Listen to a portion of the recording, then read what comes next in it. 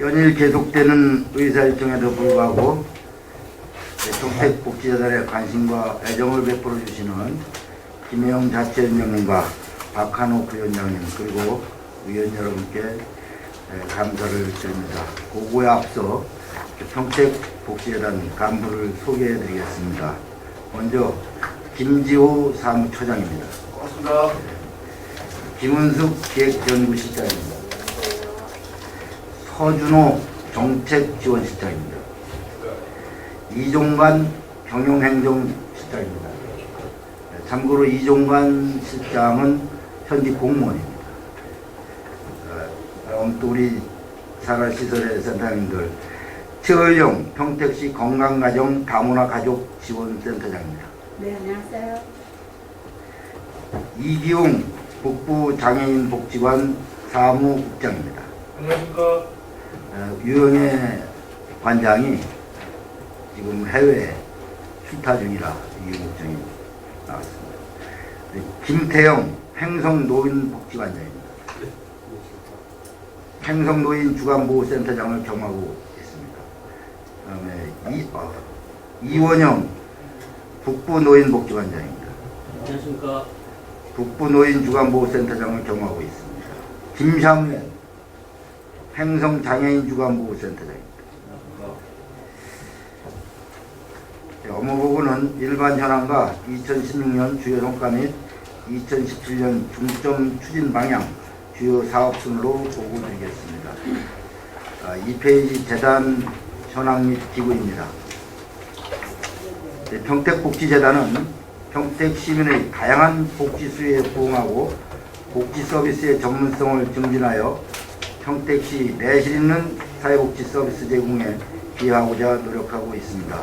먼저 재단의 기구는 3실 8개 시설로 재단 사무처에 기획연구실, 정책지원실, 경영행정실 등 3개실이 있으며 북부복지타운에는 건강가정 다문화센터, 북부노인복지관, 북부노인주간보호센터, 북부장애인복지관, 북부장애인주간보호센터 등 5개 시설이 있으며 횡성복지타운에는 횡성노인복지관, 횡성노인주간보호센터, 횡성장애인주간보호센터 등 3개 시설이 있습니다. 3페이지 인력 및 예산입니다. 재단의 현원은 3실 8개 시설 78명으로 결혼은 5명입니다. 예산은 총 103억 1,700만원으로 재단 사무처 10억 300만원과 산하시설 93억 1,400만원으로 사무처 세입은 출연금 7억 9,700만원, 잡수입 5,100만원, 이월금 1억 1,500만원, 외부지원 4천만원이며 세출은 인건비 5억 2,400만원, 운영비 2억 4,200만원, 사업비 1억 8,700만원, 전출금 4천만원, 예비비 1,000만원입니다. 4페이지 2016년 주요 성과와 2017년 중점 추진 방향입니다. 먼저 연구사업의 2016년 주요 성과를 보고 드리겠습니다. 연구사업은 정책연구와 현장연구로 총 8가지 연구과제가 진행 및 완료되었으며 1월 12일자로 전체 연구과제 성과보고회를 진행하였습니다. 연구 내용은 지역에 맞는 읍면동 복지 허브화와 운영을 위한 평택시 복지전달체계 개편 방안 연구와 평택시민 기부문화 연구와 평택시 노인, 장애인, 다문화가정, 청소년을 위한 영역별 연구와 기초자치단체 출연, 복지재단 발전 방안에 관한 연구, 평택시민 사회, 심리적 불안 분석 및 대응 방안 연구, 민간 노인복지시설 종사자를 중심으로 하는 사회복지사 처우실태조사 등 8건에 대한 연구과제가 시행되어 지역사회와 공유하였습니다. 5페이지 정책사업에 대한 주요 성과를 보고 드리겠습니다. 공모사업은 지역에 한정된 복지자원을 고려하여 공모 형식으로 복지 프로그램 개발에 필요한 자원을 지원하기 위해 8개 시설에 5,800만 원을 지원하였습니다. 사회복지사 마음치유 및 역량 강화 교육은 사회복지 종사자들의 직무 스트레스 해소 등 처우 개선 사업으로 복지전담 공무원과 지역사회 복지사 등 총 94개 시설 303명이 참여하였습니다. 읍면동 지역사회 보장협의체 복지허브와 강화는 민관협력 구축을 통한 복지사각지대 발굴 사업으로 복지사각지대 발굴 캠페인 사회, 읍면동 지역사회 보장협의체 워크숍에 22개 읍면동이 소통하는 시간이 되었습니다. 복지정책 제언은 시민의 아이디어를 활용하여 지역사회의 복지기초 자료를 제공하고 공공시책으로 제안하고 있습니다. 나눔 지원 사업은 에너지 취약계층에게 모시메리 및 내복을 지원하는 사업으로 총 126명에게 382만원어치를 지원하였습니다. 외부 공무 사업은 전국 경쟁으로 선정된 월드비전 사업으로 취약계층 가정 및 다문화 가정의 아동, 청소년 21명을 고등학교 졸업시까지 7년간 경제적, 정서적으로 지원하여 참여자들에게 희망을 주고 있습니다. 다음은 9페이지 평택복지재단 2017년 사업으로 지역사회 복지연구 수행입니다. 작년에 이어 저희 복지재단은 지역사회 문제와 복지 현장에서 발생하는 다양한 욕구를 파악하고 지역 특성을 반영한 정책과 실천 방향을 제시하고자 연구 방향을 설정하여 추진할 계획입니다. 조사 연구 기능은 재단의 특화 사업으로 추진되고 있으며 변화하고 있는 지역사회 동향을 파악하고 평택시 복지 환경을 개선할 수 있도록 노력하겠습니다.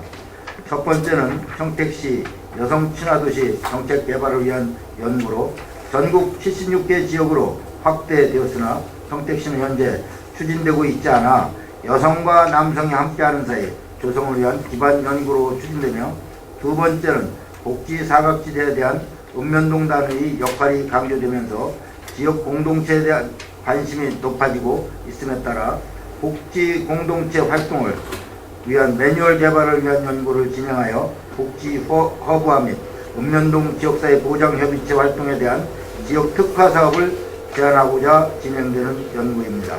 세 번째는 청소년을 위한 연구로 최근 청소년 복지 활성화를 위한 시의회와 사회복지국의 요청에 따라 진행되는 연구입니다. 네 번째는 노인 장애인과 제안으로 변경된 평택시 경로당 운영 활성화 방안 연구입니다. 노인 여가시설의 대표적 장소인 경로당을 활성화하고자 현황 조사와 이용자 욕구 파악으로 효율적 운영을 위한 평택시형 경로당 모델을 제시하고자 하는 연구입니다. 다음은 10페이지 지역사회 복지 연구체제 구축입니다. 본 사업은 지역 현장의 요구를 파악하고 긴밀한 관계를 유지할 뿐만 아니라 지역사회 문제를 현장 전문가와 협력할 수 있는 시스템을 구축하고 향후 연구를 공유하기 위한 사업으로서 조직화 사업과 시민 연구 참여를 기조로 추진될 사업입니다. 평택시민, 관내 대학생, 사회복지기관 관련 종사자 등 계층별 참여 사업으로 조사연구 서포트단, 성과보고회, 연구주제 공모를 내용으로 하고 있습니다. 조사연구 서포터주단은 지역의 대학생 및 대학원생으로 연구지원단을 구성하여 사회복지 연구에 관심을 유발하고 지역사회 공동체의식을 갖도록 하여 지역의 인재로 성장하는 데 도움이 될 수 있을 것으로 사료되며, 관내 대학교 사회복지학과 교수들의 무료 특강을 포함하여 진행할 예정입니다. 11페이지 사회복지사 역량강화 교육사업입니다. 사회복지기관 종사자에 대한 직무교육을 통해 전문성과 비전을 높일 수 있도록 역량을 강화하여 업무 역할과 책임감을 향상시키고 양질의 서비스를 제공하여 사회변화에 능동적으로 대처할 수 있는 역량 증진 사업입니다. 본 사업은 노인, 장애인, 통합복지 3개 분야에서 총 9회기로 진행할 예정이며, 주제는 각 영역별 사회복지사들의 교육 욕구를 반영하여 분야별 복지정책 및 평가교육뿐만 아니라 복지 현장에 필요한 전문기술 습득교육으로 구성됩니다. 복지영역 실무자들의 사회복지 현장의 욕구를 반영한 맞춤형 교육으로 근무자의 역량을 강화하겠습니다. 다음은 12페이지 사회복지사 마음치유 사업입니다. 사회복지사 마음치유사업은 사회복지사 처우개선 일환으로 심리검사를 통해 나날이 증가하는 사회복지사들이 스트레스를 관리하고 해소할 수 있는 치료 계획을 제공함으로써 정서적 문제를 가진 위험군을 조기에 발견하고 대처하여 자기관리를 통해 업무 능력 향상에 도움을 주고 사회복지사의 직업 만족도를 향상시켜 지역복지 활성화에 기여하고자 합니다.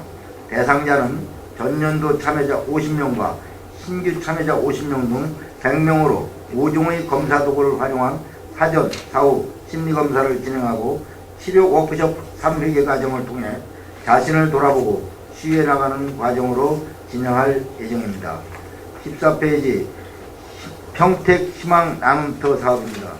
평택 희망 나눔터는 지역의 자원을 공동 발굴하고 지원해주는 지역복지 공동자원개발 네트워크 사업으로 시민 나눔인식 캠페인, 자원개발 연계 기업 방문, 희망나눔터 거점기관, 워크숍 및 네트워크의 구성 등 다양한 방법을 통해 복지 사각지대 이웃들에게 나눔을 지원하겠습니다. 다음부터는 재단 산하시설 업무보고입니다. 15페이지 평택시 건강가정 다문화가족지원센터입니다. 가족기능 강화 15개 사업, 다문화가족 관련 17개 사업과 더불어 연간 2,300여 가정에게 아동 돌봄 서비스를 제공할 계획입니다. 지역 내 다양한 가족의 보편적이고 포괄적인 서비스를 지원하고 다문화가족의 안정적 정착 및 가족생활 지원을 통하여 지역의 모든 가족 구성원들이 행복한 생활, 행복한 가정을 영위할 수 있도록 하는 데 목적이 있습니다. 16페이지 평택 북부노인복지관입니다. 2017년도에 평생교육사업, 노인상담센터, 사회참여사업 등 6개 지원사업과 지역복지 연계사업, 고용 및 소득지원사업 등 6개 선택사업, 실버문화대학, 아웃리치 사업과 같은 특화사업을 추진할 예정입니다. 지역사회와 연계할 수 있도록 기능을 활성화하고 어르신들의 사회참여기를 증대하여 어르신들의 욕구에 맞는 서비스를 제공하고자 노력하여 지역사회에 감동을 전달하기 위해 최선을 다하겠습니다. 17페이지 평택 북부노인주간보호센터입니다. 치매, 중풍 등 노인성 질환으로 일상생활 수행에 어려움이 있는 어르신 24명을 대상으로 인지기능 사업 6개 사업, 신체기능 8개 사업, 사회적응 6개 사업 및 2개의 특화사업을 운영하여 어르신들의 신체, 인지, 정서, 사회적응 등 일상생활 수행 능력 향상 및 안전하고 쾌적한 주간보호센터 생활이 되도록 하겠습니다. 18페이지 평택 북부 장애인복지관입니다. 장애 이용자 및 그 가족들과 소통하고 전문성과 열정으로 장애인 가족의 평생 파트너가 되고자 노력하는 평택 북부 장애인복지관에서는 기본사업 10개, 특화사업 3개를 추진할 계획입니다. 장애인의 욕구를 기반으로 장애인의 특성에 맞는 서비스, 지역사회 상생을 위한 협력 네트워크 구축, 장애인의 행복한 여가문화 지원을 위해 다양한 서비스를 제공하여 장애인의 행복한 이웃이 되도록 노력하겠습니다. 특히 금년은 에바다 장애인 사태로 인해서 평택 북부 장애인 복지관의 역할이 대단히 중요하게 생각되는 해가 되겠습니다. 19페이지 평택 북부 장애인 주간보호센터입니다. 중증장애인 25명에게는 행복한 삶을, 가족에게는 안정을 위해 9개 기본사업과 2개 신규 사업을 통하여 장애인의 신체적, 심리적, 사회적 기능 증진을 도모하고자 합니다. 소그룹별 다림제를 통해 중증장애인에게 개별 지도와 교육 서비스를 제공할 예정이며 다양한 프로그램 및 심리 지원으로 중증장애인의 정서적 안정과 지역사회 협력, 파트너십을 발휘하는 센터가 되도록 하겠습니다. 20페이지 횡성노인복지관입니다. 평생교육 및 취미 여가 지원으로 18개 사업, 건강 및 정서생활 지원 사업 36개 사업, 지역사회 연계 18개 사업을 추진할 계획이며 어르신 일자리 및 사회참여 10개 사업단을 운영할 예정입니다. 2017년도에는 어르신들의 욕구에 맞춘 특화 프로그램을 개발하고 사각지대 어르신을 위한 재가복지 및 정서지원 강화를 통해 앞으로 어르신들이 행복한 노년을 책임지는 노인복지관이 되도록 노력하겠습니다. 21페이지 팽성 노인주간보호센터입니다. 노인성 질병으로 일상생활 수행에 어려움이 있는 어르신 24명과 어르신 가족의 부양부담을 완화하기 위해 노력하는 팽성 노인주간보호센터에서는 인지기능 향상사업 11개, 신체기능 향상사업 6개, 사회적응훈련사업 7개와 특화사업으로 텃밭 가꾸기를 운영할 계획입니다. 낮 시간 동안 어르신들의 안전을 최우선적으로 신체적, 심리적, 정서적 기능을 상향시키기 위해 최선을 다하겠습니다. 22페이지 팽성장애인 주간보호센터입니다. 중증장애인 25명의 심리적 안정과 즐겁고 행복한 시설 이용을 위해 노력하는 팽성장애인 주간보호센터에서는 상담, 교육사업 4개, 사회심리사업 5개, 교육재활사업 9개의 특화되고 차별화된 프로그램을 제공하여 중증장애인의 독립적인 생활능력 향상을 위해 노력할 예정입니다. 2016년도에 진행된 특화사업, 미술치료, 캘리그라피 활동, 해외 사회 적응훈련 등이 이용인들의 긍정적 반응을 이끌어냈으며 2017년도에도 이용인들의 욕구에 맞는 다양한 사업을 개발하여 중증장애인들의 사회 속으로 통합된 행복한 삶을 영위하기 위해 최선을 다하겠습니다.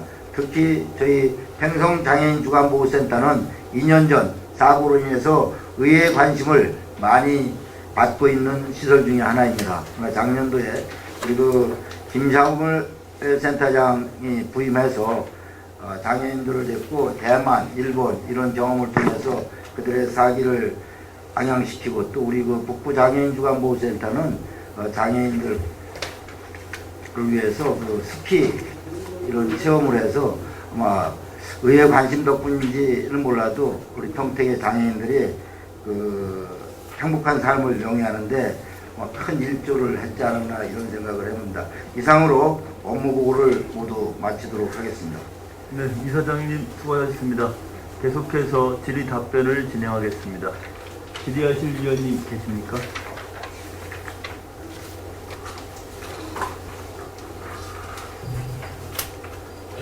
네, 권영아 위원님. 우리 재단 이사장님 재단 결정 잘 들었습니다. 그리고 평택시 복지재단 업무가 어떻게 보면은 평택시를 위해서 복지가 상향되는 거는 복지재단의 목적, 방향 지시 이런 것들이 있어야만이 우리 평택시 복지가 골고루 된 복지라는 거는 여러 가지 있잖아요. 일단 삶의 질을 높이는데 모든 분야에 다양한 분야가 있는데 그런 분야를 연구정책 발표해서 우리 삶의 질을 높이는데 이렇게 재단 측에서 역할 부분을 해줘야 되는 부분인데요. 우리가 평택시에서만 바라보고 있는 복지, 또 평택시의 복지, 맞춤형 복지, 우리 시만의 맞춤형 복지, 또 국가가 추구하고 있는 정책 복지 여러 가지 일들이 있어요. 물론 국가가 따라가는 정책 복지도 우리가 수행을 해야겠죠. 그런 복지가 따로 줘야만이 그 불만 요소를 해소할 수 있는 그런 부분인데 여러 가지 연구 과제, 여러 가지 사업들을 많이 하신다고 그러는데 목표가 제대로 달성될 수 있도록 물론 의회에서도 역할 부분, 복지 재단에서의 역할 부분을 잘 해야 될 부분이 아닌가 싶습니다. 그리고 9페이지 보면 지역사회 복지 연구 수행에서 우리 사업 현황 보면 복지정책 연구에서 여러 4가지 현장 연구, 정책 연구였는데 평택시 여성 친화 도시 정책 개발이 있어요. 17년부터 2월부터 11월까지 연구를 했는데 그런 기본 취지가 어떤 취지로 담고서는 연구를 하려고 하는 건지. 제가 답변드리겠습니다. 타이틀 자체가 여성 친화 도시 그러니까 여성의 치우친 면에 있다 생각하시 그런 오해가 있는데요. 이 부분은 깊이 들어가면 여성이 일할 수 있고 양육할 수 있는 그 질을 높이기 위한 그런 정책이 되겠습니다. 그렇죠. 여러 가지 이제 여성들이 우리가 이제 업무적으로 봤을 때 그 출산 휴가라든가 이런 것들이 결연되는 그런 부분들이 많아요. 여성으로 인해서 앞으로는 정책이 여성들이 그 좋아질 수 있는 혜택을 줄 수 있게끔 남성화도 여성이 애를 낳으면 이렇게 출산휴가도 같이 줄 수 있는 방향을 질 수가 있거든요. 이런 것들을 우리 복지정책재단에서도 같이 공조를 맞춰줘서 우리 행정부에 제도적으로 일부분 역할적으로 넣어줘야 될 부분이 아닌가 연구에. 네. 일하고 양육하고 그다음에 저출산 문제 등등해서 우리 현실적으로 평택시가 좀 다른 도시에 비해서 좀 낮은 실정이라 그래서 깊이 심도 있게 연구를 해서 시는 물론 관련 부서에 이제 전파를 하고 우리가 공유할 수 있도록 내실있는 연구를 기하도록 하겠습니다. 여러 가지 세 가지 이 정책 연구만 해도 우리가 평택시의 좋은 복지가 아닌가. 뭐 평택형 복지 공동체 만들기하고 뭐 청소년 복지와 그리고 청소년들 앞으로 좀 잘 자랄 수 있게끔 평택시에서 잘 성장할 수 있게끔 지도적으로 마련하는 거.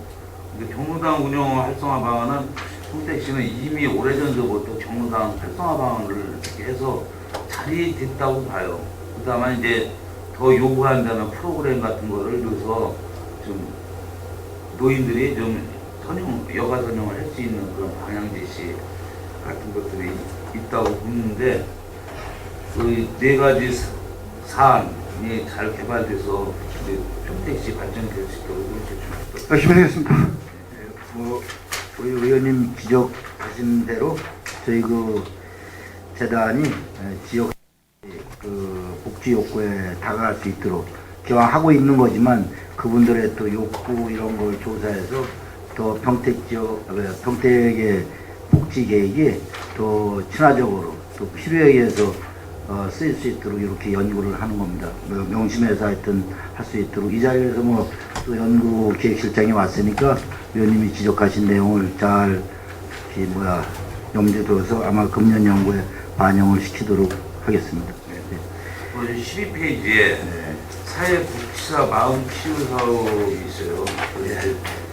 좋은 사업인데 이 복지사들이 이렇게 신규 참여자하고 전직 이제 복지사들이 있잖아요. 네. 신규 참여자들이 거의 복지를 아직까지는 복지가 정착이 되려면 그 해당하는 사람들이 자기가 뭐 해당이 안 되거나 그럴 때는 복지사들한테 막 욕하고 막 비식을 하잖아요. 거의 좀 장애인이나 모든 그런 분들은 그런 분들이 마음의 치유를 해야 되는데 그다음에 비상벨이라든가 뭐 비상사태라든가 돌발했을 때 그런 것들을 어떻게 계획하고 있는 거예요? 잠깐만요. 이 사업은 원래 이제 작년에 사회복지기금 사업으로서 저희가 그 303명에 대해서 그 평택대학교 미술상담 치료하고 이렇게 해서 검사만 했습니다. 네. 검사까지만 하고 이제 시위에 대해서는 안 하고 그다음에 개인의 프라이버시 때문에 이렇게 개인적으로는 자기 상태에 대해서 알려준 걸로 제가 알고 있습니다. 그 중에서 위험군 50분을 추려서 일단 그분의 치유 사업을 올해 할 계획이고요. 또 50분에 대해서는 이제 뭐 전체 작년에 300명 했는데 많이 할 수 없으니까 50분은 신규로 자기가 이걸 하겠다고 사람이 안에서만. 예, 그렇게 하겠다는 말씀입니다. 근데 이제 이런 것도 치유지만은 그 좀 보호해야 될 정책도 있어야 될 뿐인데 복지사에 보호막을 해줄 수 있는 어느 시는 뭐 복지사들한테 보호막을 쳐줘서 이렇게 좀 안정적으로 일할 수 있게끔 하는 것. 의원님께서 말씀하신 거죠. 포괄적으로 말씀하시는 건데요. 이제 다양한 복지 분야가 있습니다. 거기 이제 법과 제도, 이제 규정에 의해서 이제 제도망을 했는데 의원님께서 말씀하셨듯이 특히 장애인 쪽의 분야에 있어서는 우리 이제 사회복지사들이 핥히고 꼬집히고 뭐 등등의 그런 열악한 환경이 있어요. 뭐 CCTV를 보강한다든가 제도적이라든가 그다음에 그분들한테 사기를 항행시키는 뭐 수당지급이라든가 그런 거를 정부 시책과 시책하고 맞물려서 하는 체제로 맞춰나가면서 사회복지사들이 스트레스도 덜 받고 사기를 항행시킬 수 있는 정책을 같이 공조토록 해 나가겠습니다. 복지사들이 이런 것들이 이렇게 같이 행주에서 해줄 수 있는 부분이라면 해줘야 되지 않나. 예, 맞습니다. 근데 신주자들이 요즘에는 그 신주해고 며칠 하다가 그만둔다는 소리가 들려요. 이직률이 상당히 좀 높습니다. 그리고 네. 이 급여 자체가 뭐 다른 시설도 청년 실업도 심각하지만 사회복지사 시설이 열악한 것도 사실입니다. 그런 것들에 복지사들이 좀 어떻게 보나 혜택을 볼 수 있는 그런 것들이 좀 의원님들 많이 신경을 써주시기 바랍니다. 아니 아주 좋은 지적해 주셨는데요. 제가 복지 현장을 쳐다보니까 저희 그 복지사들이 어리죠. 어르신들한테 또 항상 장애인들한테 그렇죠. 용인들한테 어린데 민원이 안 되면은 대드는 스타일이고 욕하는 스타일이라. 그렇죠. 그래서 제가 이제 우선은 드리고 싶은 말씀은 저희 그 복지사들의 지금 처우 이런 봉급 이런 거야 우리가 어떻게 제대로 못하는데 보건복지부 뭐 이런 가이드라인이 있어서 저희 재단에서는 특별히 어떤 거에 신경 쓰고 있냐면 직원들의 그 상해 네. 뭐 이제 직원들이 다칠 수 있다든지 아니면 또 오신 분이 갑자기 또 다친다든지 이래서 저희 그 복지사들이 그걸로 인해서 마음 또 정신적으로 스트레스를 받고 뭐 이런 걸 없애기 위해서 하여튼 복지관에 오셔갖고 그런 어떤 상해 사건이나 뭐 이런 또 뭐 위험 사고가 발생할 것에 대해서 철두철미하게 보험으로서 이렇게 대비할 계획을 했습니다. 잘 지적해 주셨습니다. 15페이지 행복한 생활 행복가족 우리 인데 아까 복지정책과 사회복지국에도 한번 말씀드렸는데 우리 다문화 현황을 보면 우리 외국인들이 우리 시에 여기 통계로 보면 27,000명 현재 거주하고 있는 애들 한 한 1,500세대 됩니다. 1,500. 세대 수로요. 예. 이분들을 위해서 좀 프로그램 같은 거 다양한 프로그램 또 이끌어내는 그분들이 좀 이 사회하고 단절되어 있는 부분들이 많이 있어요. 예. 그분들을 어떻게 이끌어내는 사회에 같이 이렇게 우리하고 같이 환원하느냐 그거를 좀 많이 이끌어내는 부분이 있는데 이런 부분 단절되어 있는 부분 나가면 안 된다는 그런 거 있잖아. 시골 몇 단위 같은 데는 너는 동쪽에서 나가면 큰일 난다. 뭐 도망간다는 이런 인식이 하에 이런 것들이 많이 사로잡혀 있거든요. 이런 부분으로 해법을 풀어낼 수 있는 그 방법론 같은 거는 어찌 예. 지자단에서는 지금 저희가 그 방문 서비스를 저희 건다에서 실시하고 있습니다. 그러니까 나오지 못하시는 분, 지리도 좀 모르고 또 교통적으로 아니면 임산부 이런 분들을 위해서 저희 그 건다에서 방문 서비스를 제공하고 있습니다. 직접 찾아가서. 설득을 시켜야 될 것 같아요. 그분들은 지금 파악하고 있는 거죠. 예, 거의 다 파악이 되고 있습니다. 방문이 좋을 것 같아요. 뭐 이제 웬만큼 이제 나오는 사람들은 앞으로도 우리가 미군이 지금 한 5만 명 앞으로 이제 들어올 거거든요. 들어오면은 어떻게 보면 미군 가족이라고 보면은 우리 수준보다 상향 수준이라 미군들은 걱정은 안 해요. 근데 우리 이제 좀 이민자들 여기 와서 다 살고 어떻게 보면 우리 문화를 같이 받아줘야 되거든요. 우리 시가 안아야 될 그런 떠안아야 될 부분이라고요. 이런 부분들은. 이런 거에 대한 어떻게 보면 사각지대인데 이걸 같이 안을 수 있는 포용정책 같은 거 같이 좀 연구해서 좀 해줬으면 좋겠다는 말씀을 드립니다. 이제 뭐 사업, 뭐 17개 사업들도 여러 가지 있는데 그 사업 중에 뭐 이민자 통역사들을 양성 교육하고 그랬는데 그런 것들이 다양한 문화가 있기 때문에 통역사들도 많이 필요를 할 것 같아요. 이런 것 좀 교육을 철저해서 좀 잘 정착할 수 있게끔 우리 시로 만들어낼 수 있는 부분들이 우리 평택시에 잘 이렇게 적응할 수 있도록 좀 노력해 줬으면 좋겠습니다.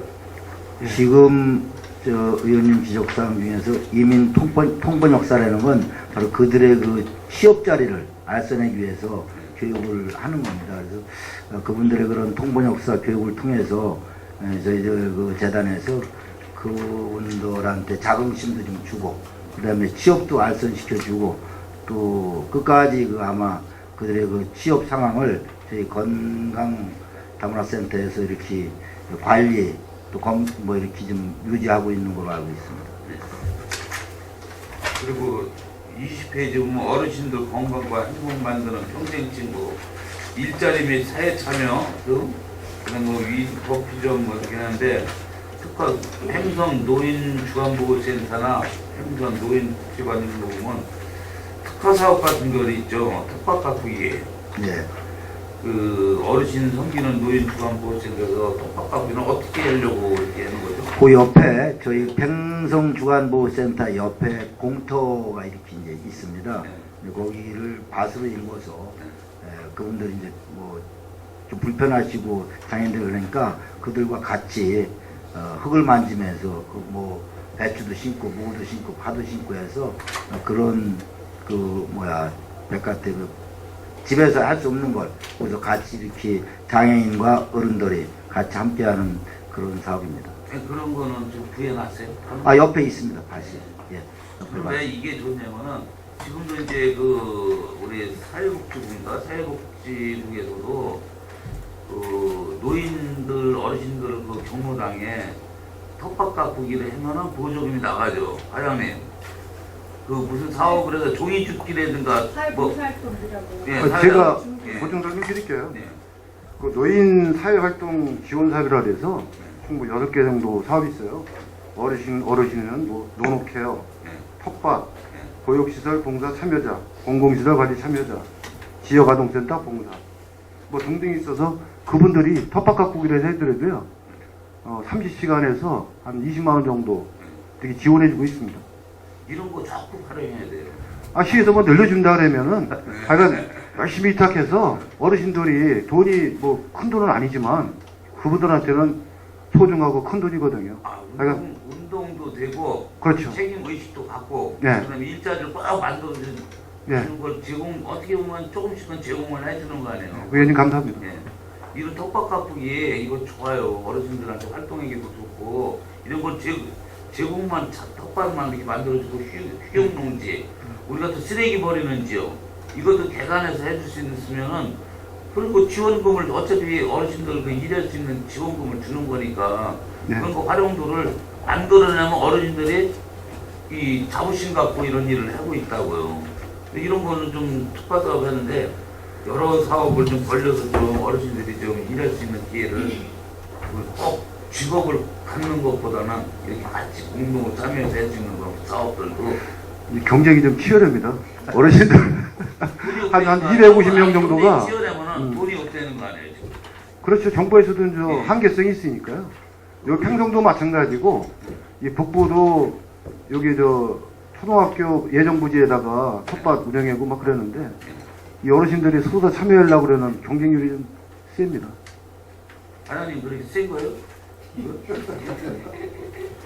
노인 일자리하고 사회봉사 활동들하고 성격이 틀리거든요. 경로당. 경로당으로 네, 뭐 주변 청- 여기는 저 사회적 일자리입니다. 여기는. 이건 노인 일자리. 이것도 치열해. 돈이 없다 이거죠 이 사업. 이런 사업들은 좋은 거라고 내가 말씀드리는 건데 이건 좀 고려해보는 문제가. 하여간 시에서 주면 열심히 하겠습니다. 네. 이거 얼마나 좋은지 몰라요. 이거 만들어서 이렇게 해주면. 예, 알겠습니다. 이상입니다. 네, 또 질의하실 위원님 계십니까? 네, 김기성 위원님. 네.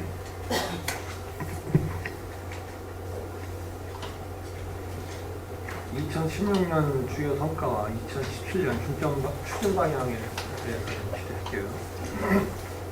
이제 현장 연구에서 6건을 했는데 평택시민 기본문화 실태조사 저도 이거 책을 좀 받아봤어요. 아직 정확하게 뭐 이해하지는 못하겠는데 평택시민 기본문화 실태조사를 한 것이 그러면 이제 앞으로 우리 시의 기본문화에 대해서 이렇게 반영이 된다고 보시나요? 네. 네, 지금 현재 연구는 평택 시민들이 어떠한 기부 의식을 가지고 기부 문화가 형성되어 있는지를 파악하는 연구였고 그 연구를 토대로 사회복지 시설들이 시민들에게 조금 더 기부를 독려할 수 있는 전략적인 방법이라든지 재원을 진행했다라고 보고 있고요. 그래서 실제로 사회복지 시설 중에서 저희 연구 보고서를 가지고 학습을 하기 위해서 저한테 교육 요청을 해서 교육을 직접 진행한 적도 있습니다. 그러면 그 교육은 누구를 상대로 해요? 종사자, 그러니까 사회복지 시설 종사자를 종사자. 대상으로 했습니다. 그리고 그 사회복지사 처우 실태조사도 이제 연구를 했는데 이제 다른 시하고 이렇게 비교하기는 뭐 쉽지 않은데 우리 시의 사회복지사 처우는 어느 정도로 봐야 되나요? 네, 현재 제가 조사한 연구는 민간노동복지시설이라고 해서 보건복지부 가이드라인을 준하지 않는 시설을 조사했고요. 실제로 보건복지부 가이드라인보다 좀 미달되는데? 네, 맞습니다. 200만 원 미만의 급여를 받고 있어서 굉장히 열악한 처우를 받고 있는 상황이었습니다. 그런 데가 많죠? 네, 현재 조사된 곳은 대부분 그런 상황이었습니다. 그러면 이제 그 조사를 했으면 그 200만 원 이하, 그러니까 보건복지부 기준에 이제 미달되는 데에 대한 대안은 없는가요? 어떻게 해야 돼요? 실제로 이 조사는 사회복지사 처우 개선 조례와 관련되는 부분이었고, 그래서 복지정책과와 협의해서 지금 현재 기본계획과 관련되는 부분들을 조금 고민하고 계시는 걸로 알고 있고요. 노인복지시설이 민간 영역이다 보니까 보조금이라든지 시에서 이렇게 지원을 하는 데는 한계가 많아서 다른 처우 방향으로 조금 더 저희가 개선점을 찾아봐야 할 것 같습니다. 이제 다른 처우 방안이라는 것도 역시 다 이제 재원하고 이제 연결되지 않습니까? 네, 맞습니다. 그렇죠. 그런데 이제 시는 이제 항상 또 이걸 또 처우를 좀 높이자 이렇게 하면 뭐 예산에 걸려서 이걸 넣으면 저걸 빼야 된다 이렇게 또 항상 고정관념을 가지고 또 시는 또 바라봐요. 시가 가령 예산에 대한 것을 고민 안 한다는 것은 뭐 거짓말이고 그 뭐 있을 수 있는데 저는 기본적으로는 조금 그 고정관념을 좀 빼야 된다. 그래서 우리 시의 위상에 맞게 사회복지사 처우뿐이 아니라 사회복지에 관련돼 있는 예산을 일부 좀 올려야 된다는 생각을 갖고 있어요. 그런데 그거를 우리는 이런 걸 하고 있기 때문에 이걸 하고 다른 걸 빼야 넣을 수 있다고 생각하면 아무것도 진전이 안 된다고 보는데 그런 쪽에서 우리 시가 이제 앞으로 사회복지사 처우와 관련된 이제 이 대응을 어떻게 할지는 좀 사뭇 궁금하긴 합니다. 그러나 시가 진짜 고정관념을 빼고 어느 정도까지 어떻게 해야 되는지, 그래서 그렇게 했을 때 우리 시의 재정 능력으로 가능한지 이런 것들을 종합적으로 좀 봐서 판단해야 될 때가 왔다 이렇게 생각해요. 그래서 그런 거를 시가 이제 이게 막연하게 처우를 뭐 얘기하기보다는 이제 복지재단이 이런 연구를 통해서 제시를 하면 그 제시된 걸 가지고 시가 검토해서 방향을 좀 잡아줬으면 좋겠다 이런 생각입니다. 원래 저는 복지재단의 기본적인 역할이 전 여기에 있다고 저는 생각해요. 이런 거에. 아주 잘 지적하셨는데요. 저희 그 연구진이 작년에 아주 8개 연구를 하는데 낮밤이 없었다고 봅니다. 너무 혹사시킨 것 같아서 제가 개인적으로 미안한데, 지금 말씀하신 대로 그런 연구가 되면은 내년도 예산을 세울 때 각 국하고 연구 기반을 갖고서, 그런데 이제 저희 재단에서는 그런 그 예산 편성권이 없으니까 그냥 저희가 자문만 이렇게 해줄 수 있는 것, 또 공무원들은 그 연구를 할 수 있는 그런 시간도 없고 전문성도 없으니까 재단이 아마 지금 지적하신 대로 그런 연구를 해서 이렇게 제안을 했으니까 그 연구 결과에 대해서 예산을 이렇게 증액하고 하는 거는 의회에서 좀 해주셔야 될 부분이 아닌가. 그래서 이제 복지재단이 우리 시가 이제 사회복지와 관련해서 이제 뭐 정부나 또는 뭐 도나 이제 시가 그동안 해왔던 이제 방식에서 좀 더 세밀하고 좀 더 이렇게 좀 이 전문적인 영역으로 한번 좀 해보자는 것이 복지재단이 설립되고 그를 통해서 이런 연구를 통해서 나오는 자료들이 시가 이제 고민할 수 있는 아주 중요한 자료라 이렇게 생각해요. 그런 측면에서 앞으로 복지재단이 연구 분야에 좀 더 좀 치중됐으면 좋겠다는 생각과 아울러 이 연구를 할 때 이제 복지재단에 또 이제 한계가 있는 거 아닙니까? 예산의 문제나 또 인력의 문제나 이런 게 있기 때문에 연구 과제를 잡을 때 기왕이면 우리 시의 현안 정말 필요한 연구부터 좀 진행되는 게 어떨까 저 이런 생각을 갖고 있습니다. 예, 지금도 저희 복지재단 독자적인 연구 주제보다는 일단 그 주무부서, 그다음에 뭐 아까도 보고 드렸지만 그 시의회에서 요구하는 뭐 이런 거, 그래서 그게 합리적으로 예산 범위 내에서 그 정도를 하고 있다는 말씀을 드리고, 이제 연구의 질은 제가 장담할 수 없습니다만은 예산이 투입돼야지만 연구의 질이 높아지는 건데, 지금 뭐 예산 갖고는 그렇게 질 좋은 연구가 될 수 있다고 생각하지는 않습니다. 저도 그거 그러나 공감해요. 그러나 연구계획실이 정착이 되고 우리 그 시청과 시 집행부와 또 시의회에서 이렇게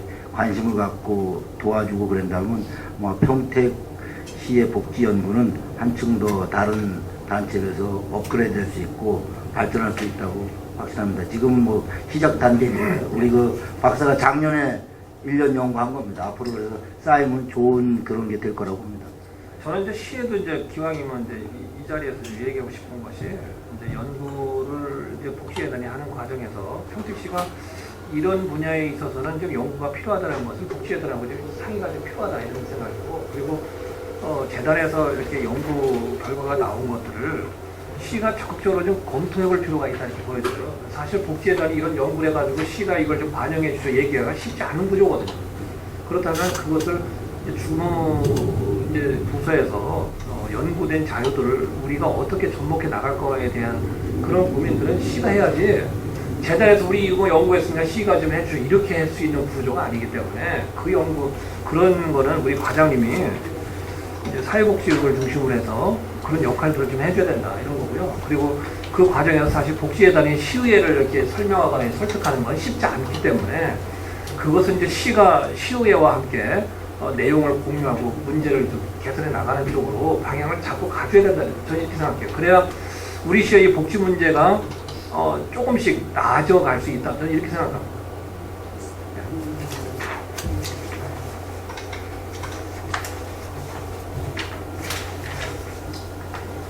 시설은 사실은 이제 복지재단 관할에 있는 시설들이야 이제 운영에 이제 별 문제가 없기 때문에 굳이 질문할 건 없고요. 다만 전에 이제 평성 주간보호센터가 이제 문제가 됐던 것은 이미 뭐 다 개선 방안과 재발 방지에 대한 이제 그 조치들이 돼 있기 때문에 앞으로 이제 그런 문제는 없을 거라고 예상하고, 이제 시설의 문제는 저는 질문을 안 합니다. 그건 잘 될 거라고 이제 생각하고, 그리고 금년에 지역사회 복지 연구 수행에 있어서 한 가지만 좀 제가 질문하고 싶은데요.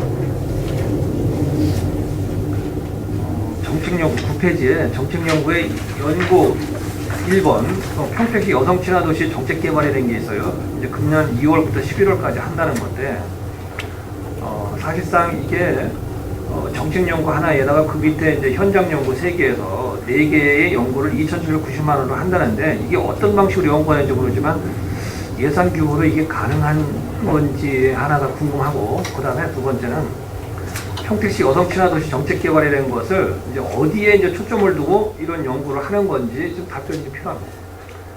네, 제가 답변 드리겠습니다. 먼저 그 여성 친화도시 추진하고 있는 전국의 지자체에서 76개소가 있습니다. 경기도에서는 이제 13개소가 추진하고 있고요.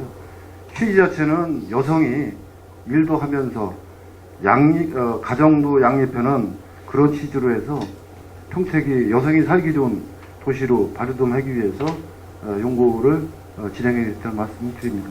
아울러서 이제 아까 김기성 부의장님께서 말씀하셨듯이 연구를 할 때는 이제 의원님들께서 뭐 시정질이나 업무보고나 등등에서 나왔던 그런 고언과 시청에서 현장에서 필요한 거, 시민 공모 사업, 현장에서 벌어졌던 일 등등 심도 있게 4개 파트 분야를 모아서 집약해서 시하고 충분히 협의해서 연구를 진행하고 있다는 말씀을 드리겠습니다.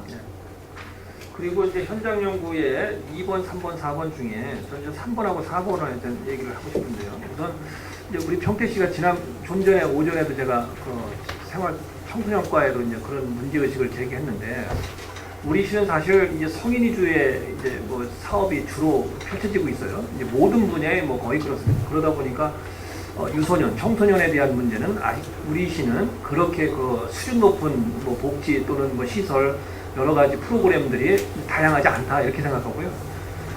그렇다면 이번에 기왕 현장 연구를 하는 거라면 평택시 청소년에 대한 복지 활성화 연구에 대해서 조금 더 이렇게 좀 구체적으로 좀 이게 나와줬으면 좋겠다 이런 의견과 함께 두 번째는 평택시 경로당 운영 활성화 방안과 관련해서 이게 이제 기존에 이 경로당으로서 등록돼 있는 경로당은 이제 운영하는데 뭐 그래도 좀 어려움은 있지만 그래도 운영이 되고 있는데요. 문제는 좀 전에도 우리 권영하 위원장님도 이 문제를 제기하셨는데 이 경로당이 이제 그 합법화되지 않은 곳, 그러니까 등록되지 않은 경로당들이 여전히 존재하고 있고 또 경로당이 아예 없는 곳들도 이제 마을마다 이렇게 나타나다 보니까 시는 그거에 대해서 뭐 대안이 없어요.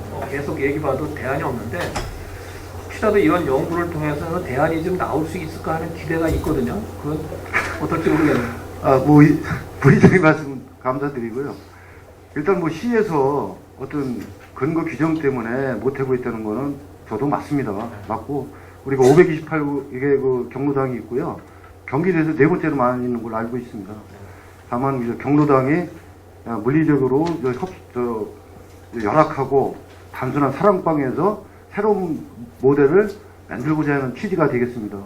부의장님께서 말씀하신 사항을 경기도가 됐던 전국 단위로 됐던 그 우리가 법적으로 못 해주는 거는 한번 실태 파악을 해서 시에다 던져줄 수 있는 거 던져주고 우리가 제도상으로 건들 수 없는 거는 그런 식으로 해서 한번 던져주겠습니다. 그러니까 제가 봐도 이게 법적으로 안 되는 거는 어거지로 할 수 있는 문제는 아니라고 보여지고요. 예, 그렇습니다. 다만 이제 우리 시에서 안 하고 있지만 다른 지자체에서는 우리가 생각 못한 방법들이 더러 있더라고요. 이 경로당 문제뿐이 아니라 다른 분야에서도 우리가 미처 생각하지 못한 것들이 있기 때문에 혹시 그런 연구에 그런 힘들게 파악을 해서요. 있는지 던져줄 수 있도록 하겠습니다. 저희 그 연구가 이걸 하게 되면 이제 서포터즈아니나 뭐 이런 데 있잖아요. 그들을 투입해서 직접 그 실태 파악을 한번 해보는 거니까 공무원이 보고하는 거하고 틀릴 겁니다. 그래서 직접적으로 들어가서 인터뷰를 하고 또 실태 파악을 해서 이거 문제점을 이렇게 해낼 거니까 그때 확인해 보시고 부족한 게 있으면 또 내년에도 심도 있게 한번 또 언제든지 이렇게 하시면 좋을 것 같습니다. 이걸 시에서 하면 안 나와요. 네, 이게 이제 대학생 서포터 재단이나 시에서 하면 이들이 이런 이제 거를 들어가서 하는 제대로 거니까. 안 하더라고요. 제가 이제 마지막으로 하나만 이거 자료와 관련 없이 질문하고 싶은 게 있어요. 우리 시에 이제 사회복지사가 이제 다양한 시설에서 이제 종사하고 있지 않습니까?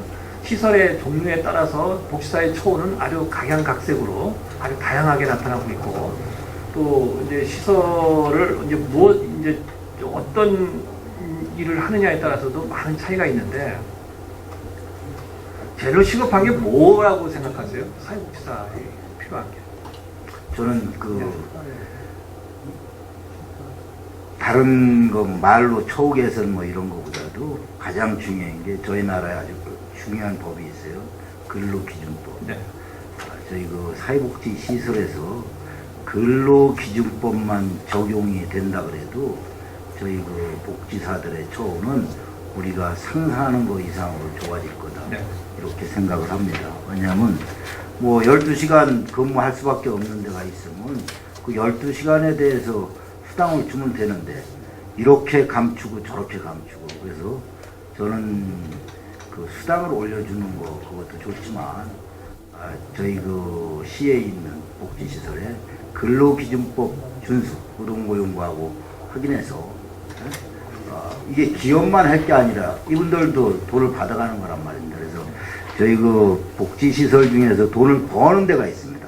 돈을 쓰는 데가 있고 돈을 버는 데가 바로 요양원이 되겠죠. 그런 데는 수익사업이기 때문에 어떻게든지 수당을 주지 않으려고 들고 근로기준법을 지키지 않으려고 드는 겁니다.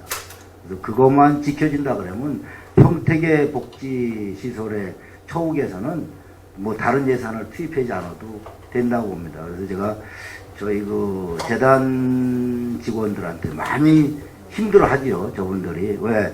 여러분들 볼 때는 뭐 이용인들이 볼 때는 아무것도 아닌 것 같은데 똑같은 사람 맨날 봐야 되고 그 다음에 또 그분들은 조금만 불편하면 이의제기를 하고 또 우리 복지사들은 좀 많이 어디 가서 하소연도 못하고 하는데 그래도 그 와중에 제가 저희 그 직원들이 행복해야 이용인한테 행복을 전달할 수 있다고 이런 얘기를 하면서 전 수요일날, 금요일날만큼은 이유 없이 6시에 문 닫게 합니다.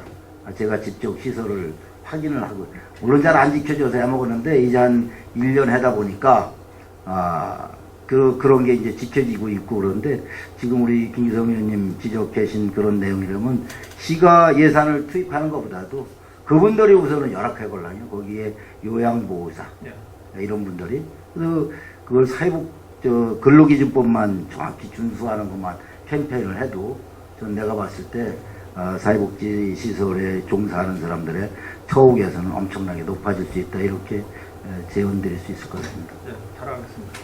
네, 마칩니다. 네. 오늘은 회의 진행을 위하여 잠시 정의하고자 하는데 위원 여러분 이의 있습니까?